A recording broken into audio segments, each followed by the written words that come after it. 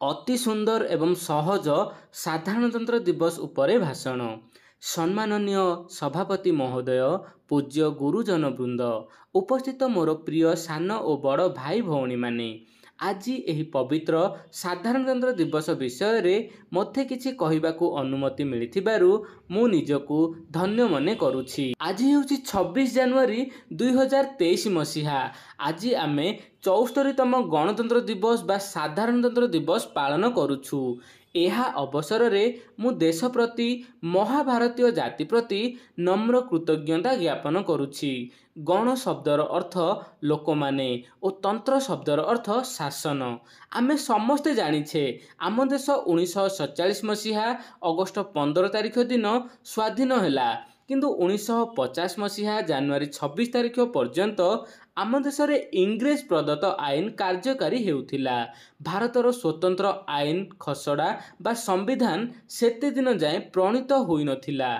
समस्ते अनुभव कले जेहेतु आम देश स्वाधीनता हासिल करिछि, आम निजर संविधान अनुसार देश शासन हेबा उचित। सेथिबे संविधान प्रणयन संस्था प्रतिष्ठित होइथिला।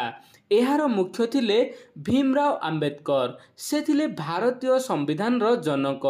भारतीयों को खाप खुआइला भली गोटे संविधान खसड़ा तैयारी करी डॉक्टर भीमराव आंबेडकर आधुनिक जुगर मनु पालटी गले।